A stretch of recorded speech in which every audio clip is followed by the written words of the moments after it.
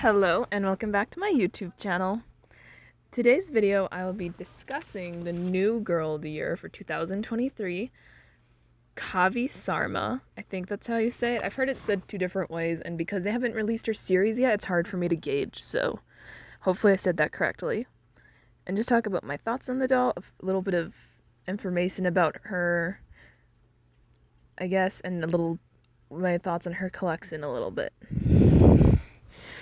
So, Kavi, her appearance-wise, like most dolls now is $115, and if you want to get the accessories, they're pretty expensive, like $36. It's cute, but it doesn't match, and it looks very 2005, I noticed. Like, it doesn't match at all. The outfit, I feel like they should be two different outfits, and that these are just, like, things that Steve put together because he had to, not because it's fashionable, you know?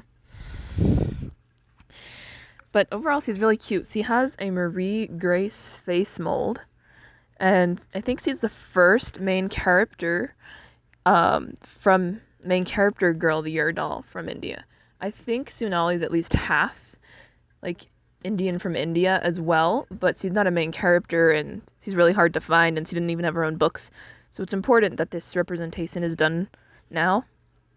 Her collection kind of looks like it's from the early 90s to like 2005 in some areas. Like, her accessories are very 90s, like 90s.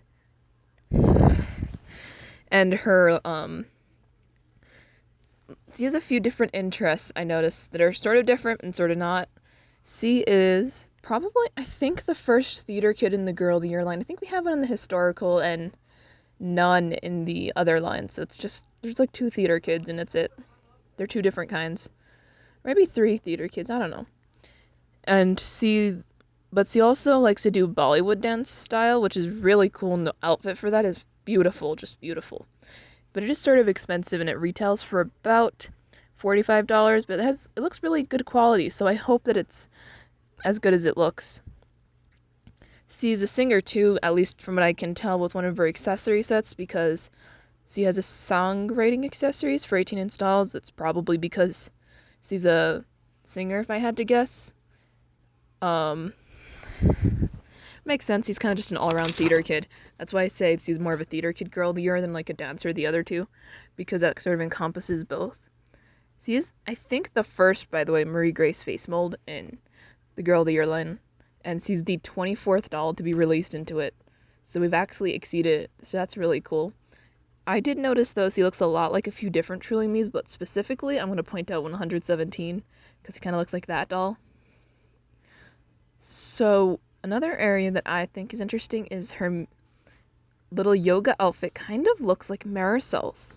Marisol has a little cardigan type thing that's purple, and she has one in her yoga outfit, and they look similar.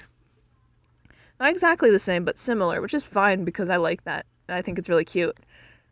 And her very expensive trunk, backstage trunk at $125 or something. I think it's $115 or $125. Very expensive, like I said. Has items that look similar to Marisol's trunk. So she has a lot of similarities to Marisol Luna, Girl of the Year 2005.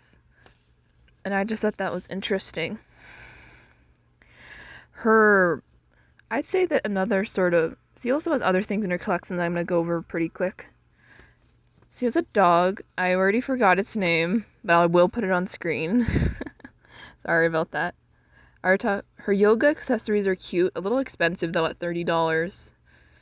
For what they come with as, like, a yoga mat and other stuff that are yoga-y. And then her performance outfit is really cool. I like that one better than her other outfits. I think it's pretty cute. It is a little expensive still at $40. The Shining Star pajamas for 18-inch dolls are cute, but a little basic, to be honest. They could be a little more interesting, I think, because the last 2 Girl of the Years had better pajamas, I think. A little nice, but they're better. Her book is actually like a journal format, I think, so you're kind of like, it's like you're reading her journal, which is an interesting way to go about it. I don't know if they've done that before. And another thing is he's going to have a stop motion series, and in that series, Truly Me 110 and Truly Me 222 are gonna play her best friends, so that's pretty cool.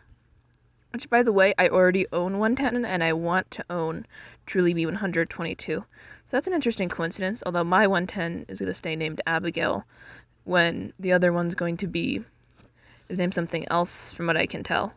I did the little room explorer thing that they had on the website. It was pretty cool.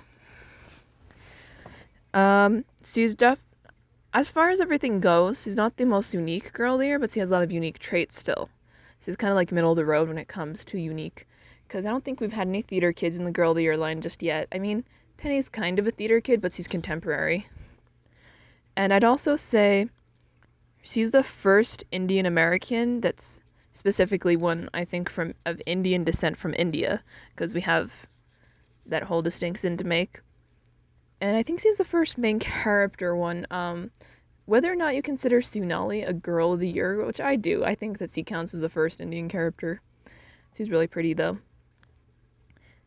It's just like, so I'm not gonna say she's the first, like, South Asian, because I think Sunali counts too, even if she might be, like, half black or something.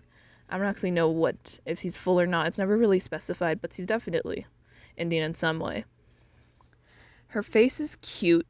Like I said, she also has this very, like, straight long hair, and it has a look. Overall, I like her as a doll better than her collection. Her collection, most of the outfits are not at all my style, and I don't even know if I could style them on my other dolls, which is sort of part of my criteria. I want to like their accessories and be able to style them on other dolls, and I don't think I can style her stuff on other dolls just yet. Overall, though, I think that she's a really cool doll, and I'm glad that we have something sort of more unique for the line. And I'm also wondering when that stop motion series is going to release. For all I know, it's already being released because this is pre-filmed. So yeah, and if it has, that will be covered in Tenny Talks, the stop motion series, the first episode. So don't worry, I will cover it. Like, subscribe, comment, tell me what you thought of Kavi Sarma and what your sort of thoughts are on her. I think that she's gonna be, I like that she's a minority doll, and I think we just had back-to-back technically Asian dolls, which I found interesting. And bye.